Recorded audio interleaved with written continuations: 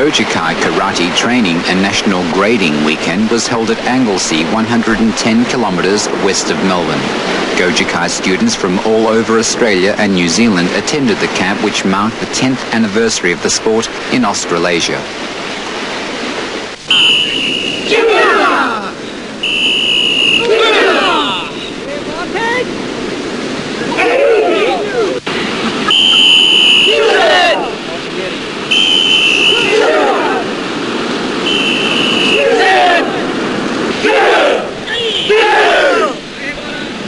We become impervious to the cold when we are really engaging in our particular training.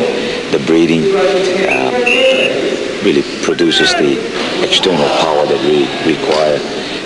We also find that it puts our frame of mind into this training with a lot of meaning behind the philosophy of karate, because it is a way of finding oneself, and the endurance that we put ourselves, our bodies, to is proven by what we can accept. And it's, as I said, very invigorating, and it does tend to allow oneself to become very, very strong, very mentally strong, very able, knowing one's capabilities. This is a winter camp. Of course, what's known as Kangeko, the winter camp. We endure the cold, we put our bodies to test under these conditions, and the training seems to give one a lot more, how should I say, discipline or encouragement in what he's trying to achieve.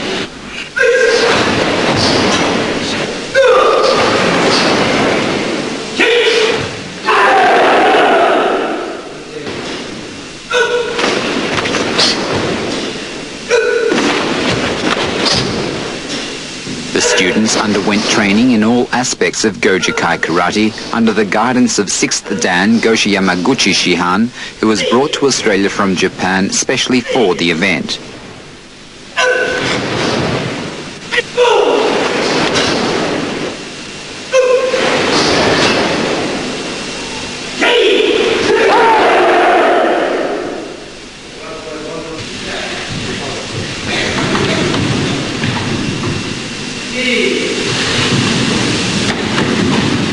Yamaguchi Shihan demonstrated Goju Kai techniques ranging from the basic through to the advanced black belt movements.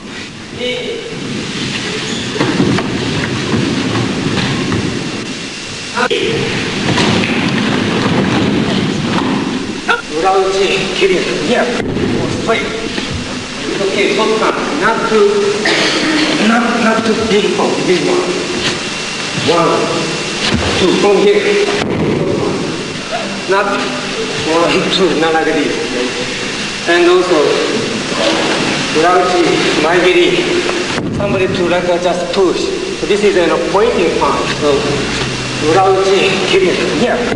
He also demonstrated different breathing techniques and combined them with appropriate fight movements. You are breathing with punching kata. Because you're breathing. This is the yo breathing. Almost tense, but different of breathing, not too much. Okay? Next, in breathing.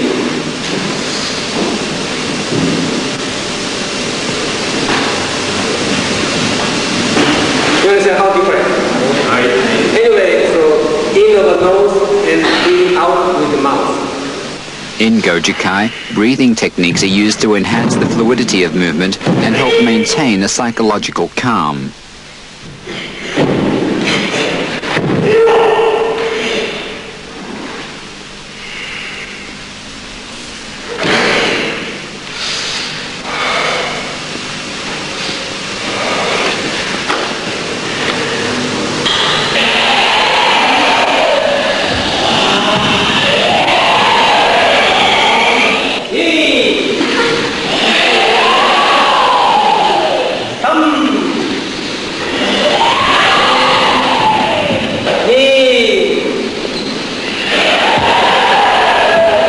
Goju Kai was first developed in the late 1800s by a Japanese man, Shogun Miyagi, who travelled to China where he studied the martial arts.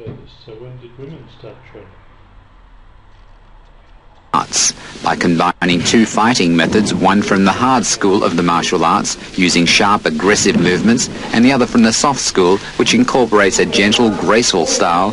Miyagi formed Goju, which literally means hard and soft. After his death, Miyagi was succeeded by Goshi Yamaguchi, who is the current Grand Master of Goju Kai.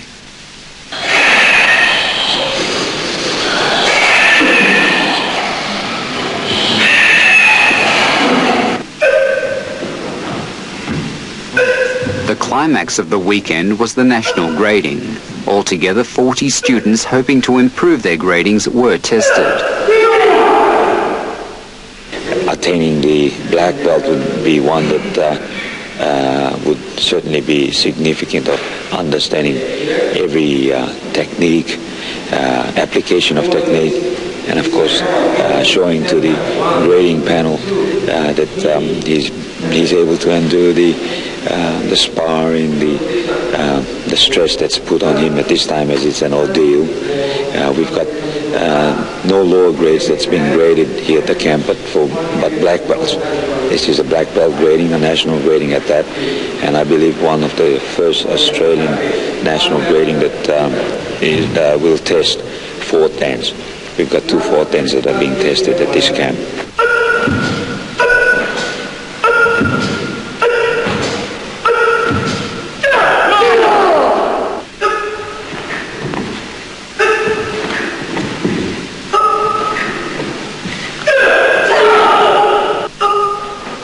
All the students wishing to be graded had to first prove their ability to perform basic Goju Kai techniques. Their style was scrutinized by the grading panel, who marked them accordingly.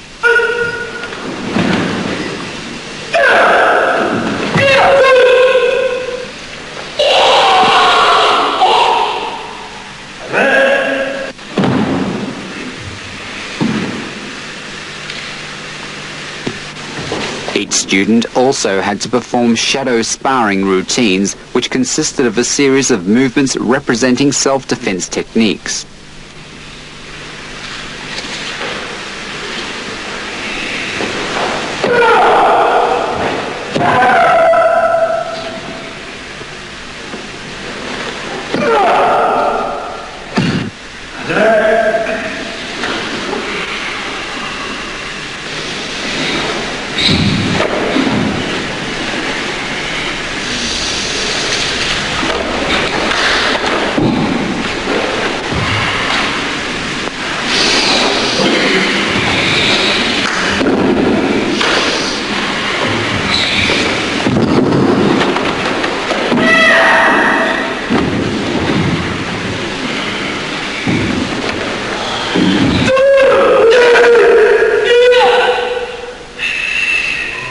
Sparring against one another made up the final part of the grading test.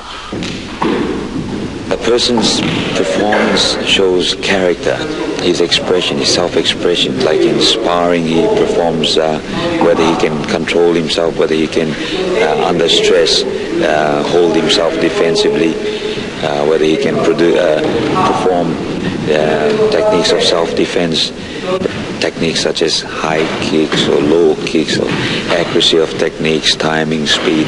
All of these are used as the assessing factor in the grading.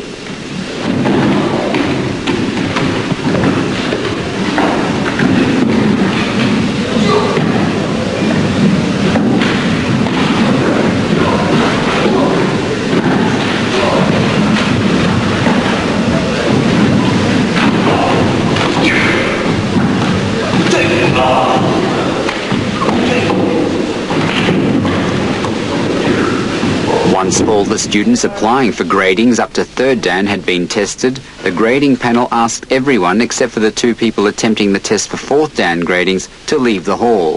The 4th Dan applicants then performed complex shadow sparring techniques and were later asked to explain the significance of individual movements.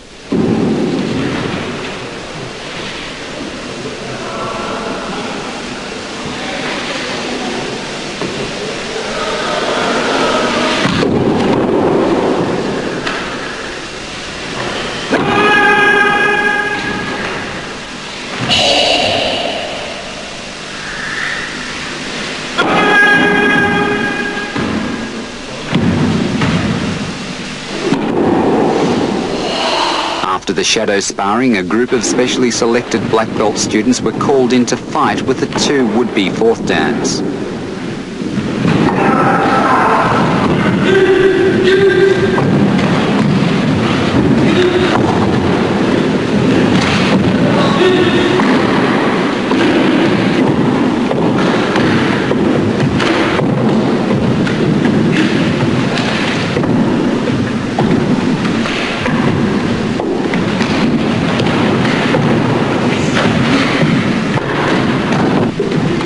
Unfortunately, the performances of the two third dans were not of a high enough caliber to earn them a fourth dan grading.